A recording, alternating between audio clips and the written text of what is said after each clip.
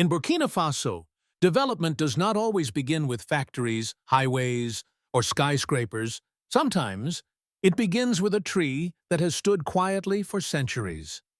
The Baobab tree is not just part of the landscape of Africa. It is part of its soul, its memory, and its survival. For generations, African communities have lived alongside the baobab, using its fruits, leaves, and shade to sustain life. Today, this ancient tree is becoming something more. It is becoming a foundation for a new vision of local economic development in Burkina Faso, one that respects African values, empowers women, and protects nature at the same time. Instead of exporting raw materials or destroying forests for short-term profit, the government of Burkina Faso is choosing a different path. It is supporting local value chains rooted in traditional knowledge. One clear example is the transformation of baobab fruit pulp into nutritious powder for food and beverages. This approach is not only about income, it is about dignity. It is about giving women a central role in the economy, strengthening families, and ensuring that natural resources remain standing for future generations.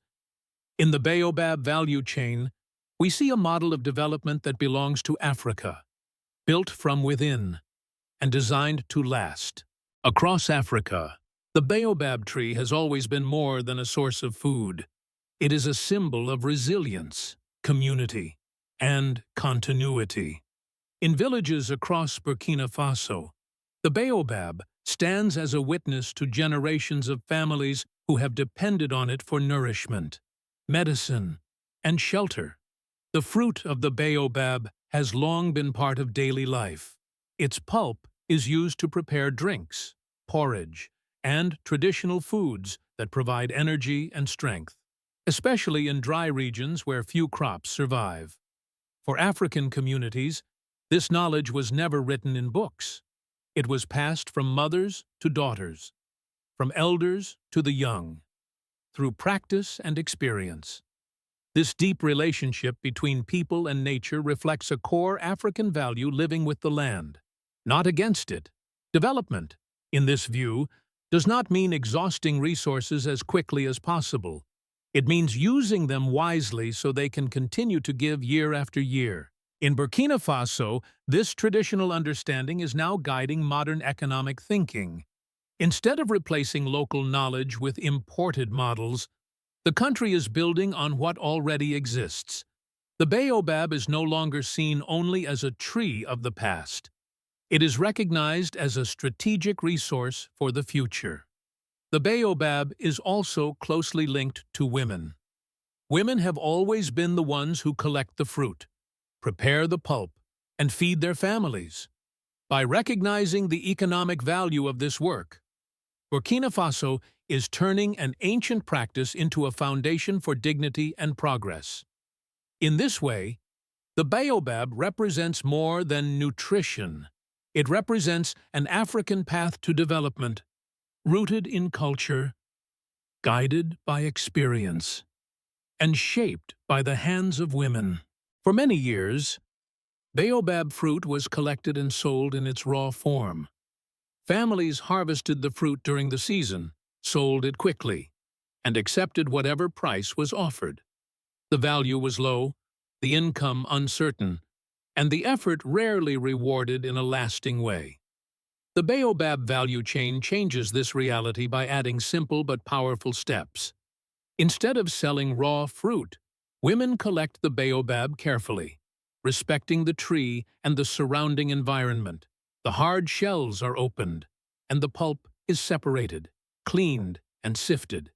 It is then transformed into fine powder that can be stored, packaged, and sold throughout the year. This transformation makes a decisive difference. Baobab pulp powder has a longer shelf life and a higher market value. It can be used for drinks, food preparation, and nutritional products. What was once a seasonal activity becomes a stable source of income. The process does not require complex machines or advanced technology. En profiter, It relies on basic equipment, good hygiene practices, and organization. This makes it accessible to women in rural communities, even with limited resources. By keeping these steps at the local level, more value remains in the community. Women are no longer just collectors. They become processors and sellers. They understand pricing, packaging, and quality standards.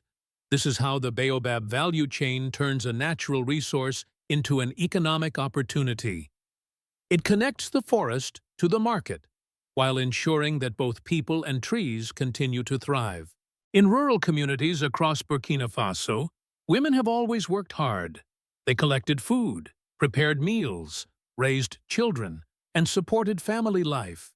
Yet, for a long time, this work was seen as invisible. It did not bring stable income, and it rarely gave women a strong voice in economic decisions. The Baobab value chain is changing this reality. By placing women at the center of production and processing, it transforms their role in the community. Women are no longer only helpers. They become economic actors who generate income through their own skills and organization. With income from Baobab pulp processing, many women are now able to meet essential family needs. They can contribute to school fees, medical expenses, and daily food costs. This financial contribution strengthens their position within the household and gives them greater confidence. Beyond the family, the impact extends to the community. Women work together in organized groups, learning how to manage production, respect quality standards, and plan their activities. They gain experience in cooperation, responsibility, and decision-making. These are skills that last far beyond one single product. Economic independence also brings dignity. When women earn income from their own work, they are no longer dependent on uncertain seasonal labor or external support. They gain recognition for their contribution and their knowledge. In this model, empowerment is not an abstract idea. It is a practical result of work, income, and organization. Through the Baobab value chain, women are building stronger families and more balanced communities, rooted in respect and shared responsibility. The development of the Baobab value chain did not happen by chance. It reflects a clear political choice made by the government of Burkina Faso under the leadership of President Ibrahim Traoré. This choice places local resources, local people, and national sovereignty at the center of economic strategy. Under this vision, development is not something imposed from outside. It is built from within communities, using what the country already possesses. The Baobab value chain fits perfectly into this approach. It relies on traditional knowledge, strengthens local organization, and creates income without destroying the environment. The role of the government is essential. Instead of leaving rural women to face the market alone, public authorities provide concrete support. This includes basic processing equipment, training in hygiene and quality standards, and guidance in organization and production planning. Just as important, the government works to connect producers with reliable outlets so that their work leads to real and stable income. President Ibrahim Traoré has repeatedly emphasized that economic independence begins at the local level. When villages are strong, the nation is strong. Supporting women-led value chains is therefore not only a social policy, it is a strategic investment in national resilience. This approach also restores trust between the state and the population. People see that public action is reaching their daily lives, not just large cities or major projects. In the Baobab value chain, the presence of the state is practical, visible, and focused on results. Through this model, Burkina Faso is showing that leadership can turn simple resources into pillars of long-term development. One of the strongest lessons from the Baobab value chain is that economic development and environmental protection do not have to be enemies. In Burkina Faso, they are becoming partners. The baobab tree does not need to be cut down to create income.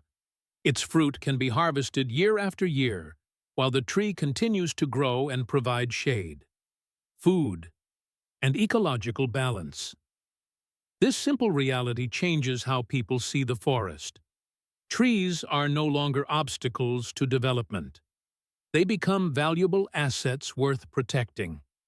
When women earn income from baobab pulp processing, their relationship with nature changes. Protecting the tree is no longer just a tradition. It becomes a rational economic choice. A healthy tree means future harvests. A preserved forest means long-term stability for families and communities. This model also reduces pressure on land and natural resources.